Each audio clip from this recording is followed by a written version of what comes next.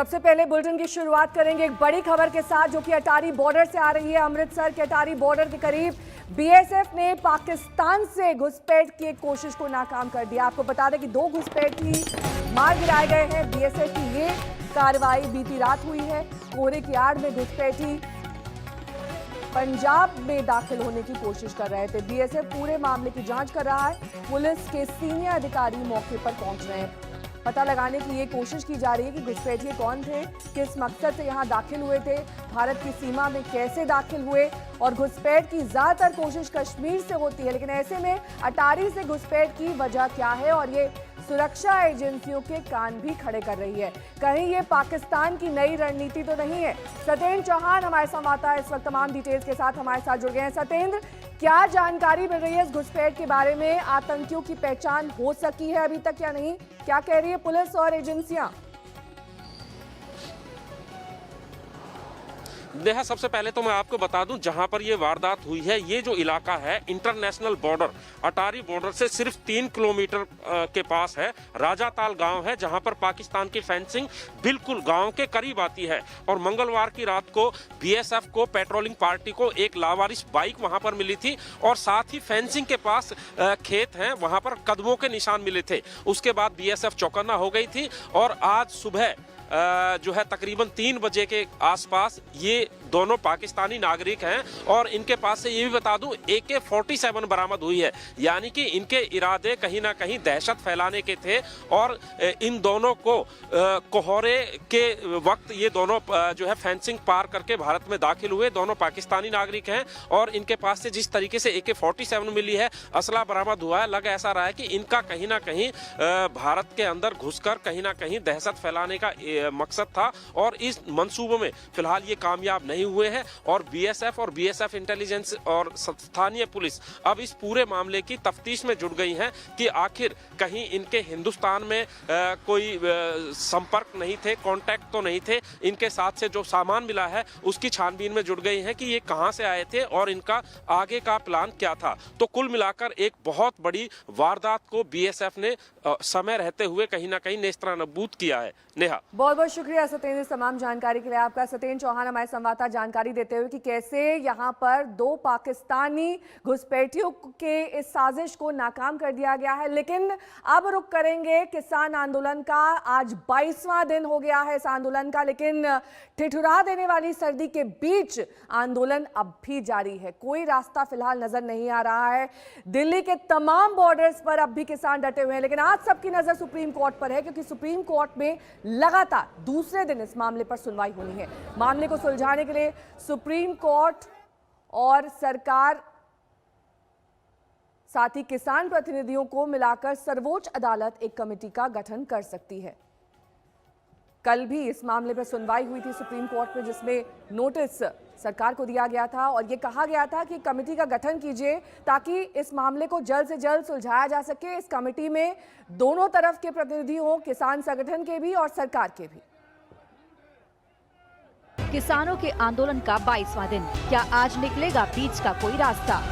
लंबे खिंचते और अंतहीन दिखते इस किसान आंदोलन का भविष्य क्या है? इसे लेकर अब सबकी निगाहें सर्वोच्च अदालत पर टिक गई हैं।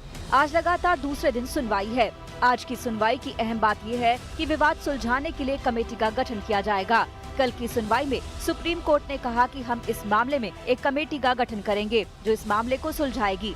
इसमें किसान संगठन, केंद्र सरकार और इस मामले से जुड़े दूसरे लोग होंगे। कोर्ट ने केंद्र, पंजाब और हरियाणा सरकार को नोटिस जारी किया है। कोर्ट ने कहा है कि किसान और सरकार बैठक कर कमेटी के सदस्यों का नाम सुझाएं। पार्टी बनाएंगे तो जाएंगे हमारे लोग वहाँ से, बात करेंगे कमेटी से कि क्या उनका निर्णय रहेगा। तो अगर हम ये बात कहें कि आपने अभी तक तो यस और नो पर रुख रखा हुआ है और अगर कोई कमेटी बनती है या बातचीत का कोई रास्ता सुप्रीम कोर्ट के कहने पर निकलता है, तो क्या आप कानूनों को वापस लेने के अलावा भी कुछ बात पर मान सकते? बात करेंगे कल कोर्ट का क्या आता है, कोर्ट की क्या डायरेक्शन आ रही है, तो उसमें बात करेंगे। वो तो कल ही, अब कोर्ट का क्या निर्णय होगा, निर्णय तारीख लगने से पहले निर्णय तो नहीं कोई बता सकता कि क्या। चीफ जस्टिस की अगुवाई वाली बेंच में सुनवाई के दौरान लंबी बहस हुई। याचिकाकर्ता के वकील ने दलील दी है कि शाहीन बाग मामले में कोर्ट ने कहा था कि रास्ता जाम करके प्रदर्शन नहीं कर सकते। सीजेआई ने कहा कि हम इस मामले को सभी पहलुओं से देखेंगे, लेकिन लॉ एंड ऑर्डर की परिस्थिति में कोई पिछला उदाहरण नजीर नहीं हो सकता। कोर्ट अब आज दोनों पक्षों की बात सुनेगा। इस बातचीत से पहले किसानों का रुख पहले की जैसा ही सख्त नजर आ रहा है। सुप्रीम कोर्ट नेगोशिएशन की बात कर रही है, गलबात की गल कर रही है, तो करें गलबात। असं गलबात से क्या मना किया? अं चाहते प्रधानमंत्री खुद बात करें। प्रधानमंत्री को खुद बात करनी चाहिए, क्योंकि प्रधानमंत्री देश का है, देश के लोगों का है, डेमोक्रेसी है, डेमोक्रेसी की बात सुननी चाहिए। प्रधानमंत्री खुद बात कर लें, बात करके इसका हल कढ़े।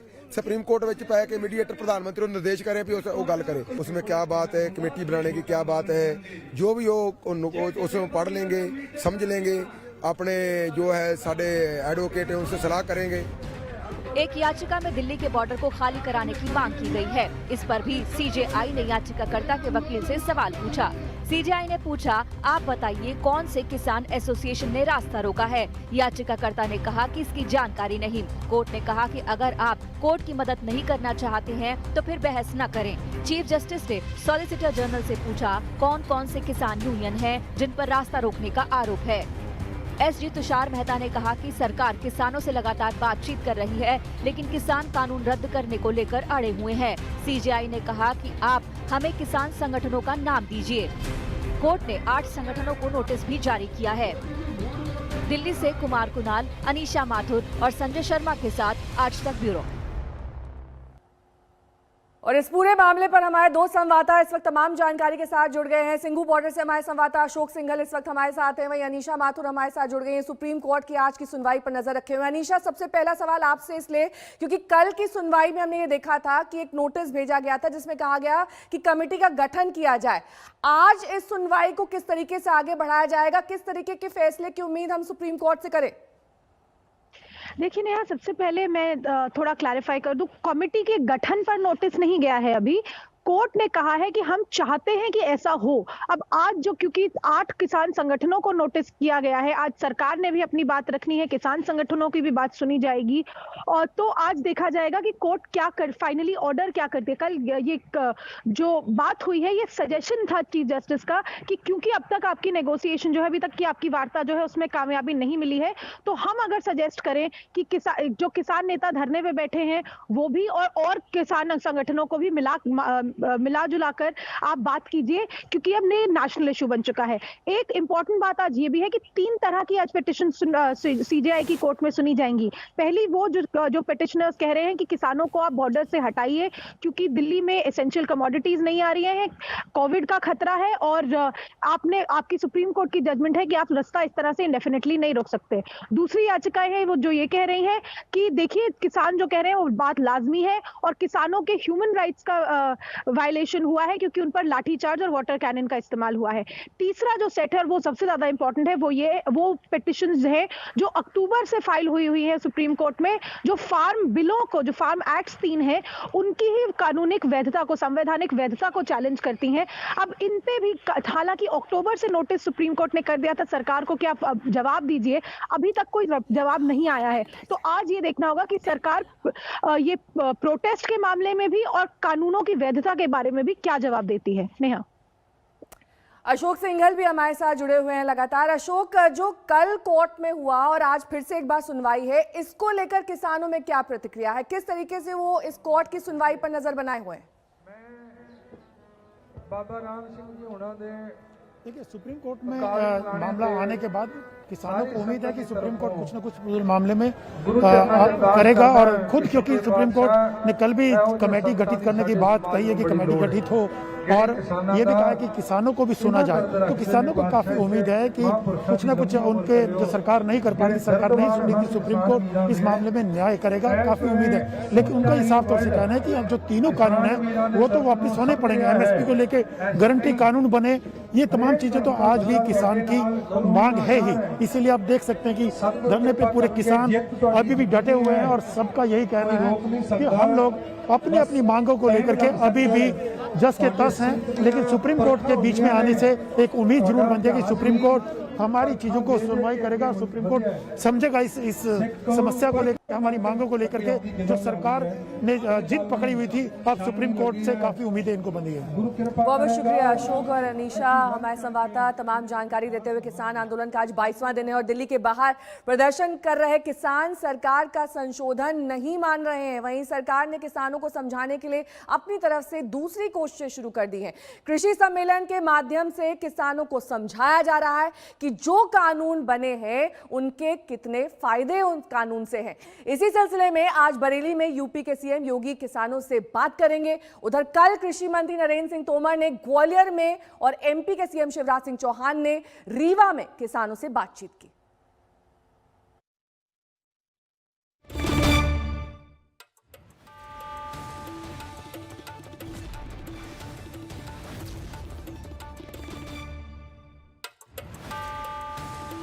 तरफ से कोशिश की जा रही है किसानों को मनाने की। अपनी बात सरकार अलग अलग प्लेटफॉर्म पर रख रही है। बरेली जाएंगे योगी आदित्यनाथ, वहीं रीवा में कल शिवराज सिंह चौहान ने किसानों को समझाने की कोशिश की। नरेंद्र सिंह तोमर तो पहले से ही कई दौर की बातचीत में शामिल हो चुके हैं। उनका कहना है कि पहले किसान ये समझ लें कि ये बिल उनके हित में है, लेकिन किसान जो है वो तीनों बिल वापस लिए जाएं, इसी मांग पर अड़े हुए हैं। तो किसान सम्मेलन में आज ये कोशिश रहेगी कि एक बार फिर से सरकार अपना पक्ष रखे। वहीं अलग अलग माध्यम से किसानों को समझाने बुझाने की कोशिश की जा रही है। हालांकि 6 दौर की वार्ता हो चुकी है किसान संगठनों के साथ, लेकिन ये सभी बातचीत अब तक बेनतीजा रही हैं। 22वां दिन आंदोलन का किसान अब भी अलग अलग बॉर्डर्स पर डटे हुए हैं और किसानों का ये कहना है कि अब उन्हें देश के अलग अलग राज्यों के किसानों का समर्थन हासिल हो रहा है। ऐसे में किसान ये चाहते हैं कि जल्द से जल्द कोई निष्कर्ष निकले। हम आपको किसान संगठनों को जो अब तक नोटिस दिया गया है वो दिखा रहे हैं।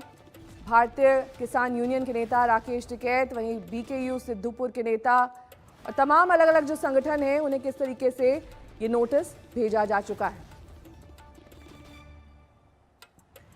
बात अब पश्चिम बंगाल की करेंगे, जहां पर ममता बनर्जी को जिस बात का डर था वही हो रहा है। ममता के लिए उनके बागी बीजेपी से भी बड़ी मुसीबत साबित हो रहे हैं। उनकी पार्टी के बहुत बड़े नेता शुभेंदु अधिकारी ने विधायक पद से इस्तीफा दे दिया। चुनाव से पहले सियासी खेल जारी है। ममता बनर्जी की पार्टी में बागी नेताओं की संख्या लगातार बढ़ती जा रही है। इस बार ममता बनर्जी को एक बड़ा झटका लगा है। टीएमसी के विधायक शुभेंदु अधिकारी ने विधायक पद से इस्तीफा दे दिया है। ये वही शुभेंदु अधिकारी हैं जिन्होंने पश्चिम बंगाल में नंदीग्राम और सिंगूर जैसे आंदोलन खड़े किए। ये वही नंदीग्राम और सिंगूर आंदोलन था जिसने बंगाल में लेफ्ट का 34 साल का राज ध्वस्त किया। ये वही आंदोलन था जिनसे लेफ्ट को आउट करके ममता बनर्जी बंगाल में सत्ता तक पहुंची। लेकिन 10 साल के राज के बाद अब शुभेंदु अधिकारी जैसे करीबी ही ममता बनर्जी के खिलाफ हो गए हैं। उनसे दो हाथ करने के लिए तैयार हैं और चुनाव से ठीक पहले बीजेपी में जाने की तैयारी कर रहे हैं। देखिए, हमारा पॉलिटिकल जो करियर है अल्हम्दुलिल्लाह है, जो बीजेपी में आएगा तो बीजेपी बेनिफिट ही होंगे। उसी तरफ कदम बढ़ रहा है, क्योंकि पहले उन्होंने मंत्रित्व छोड़ा, फिर विधायक पद छोड़ा, कई चेयरमैन के पद छोड़ दिया, तो लोग इसको जोड़ रहे हैं उसके साथ। अब आएंगे तो मुझे कोई एतराज नहीं, हम स्वागत करेंगे। चुनाव से पहले बीजेपी ने ममता के किले में बड़ी सेंध लगा दी है। शुभेंदु अधिकारी का टीएमसी छोड़कर बीजेपी जाना तय दिख रहा है। सबसे मुश्किल चुनाव में ममता के बागी बीजेपी की ताकत बन रहे हैं। हालांकि दीदी का कहना है कि टीएमसी एक बरगद का पेड़ है, जहां 1-2 लोगों के जाने से फर्क नहीं पड़ता। वहीं टीएमसी शुभेंदु के जाने की बात को बड़ा मुद्दा बनाने से बच रही है। 2 तारीख उन्होंने व्हाट्सएप करके बताया कि हम एक साथ काम नहीं कर सकते।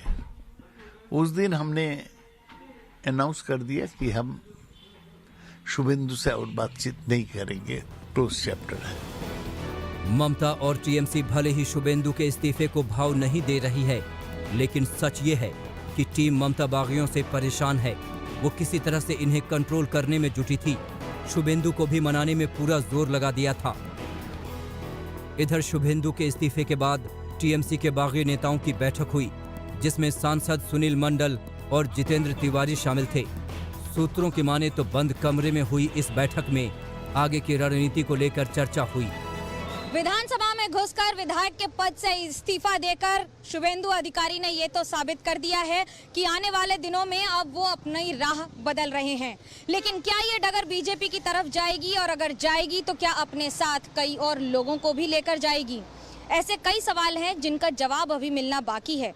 लेकिन फिलहाल ममता बनर्जी को इससे और तृणमूल कांग्रेस को एक बड़ा झटका जरूर लगा है।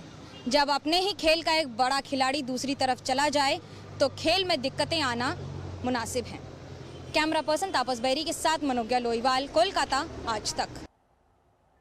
तो आपने देखा किस तरीके से बंगाल में ममता बनर्जी दो मोर्चों पर लड़ रही हैं, अपने बागी हुए विधायकों के साथ जो अब उनका साथ छोड़ रहे हैं। बीजेपी लगातार उन पर हमले कर रही है और पश्चिम बंगाल चुनाव में वाया हैदराबाद ओवैसी की एंट्री के भी कयास लगाए जा रहे हैं।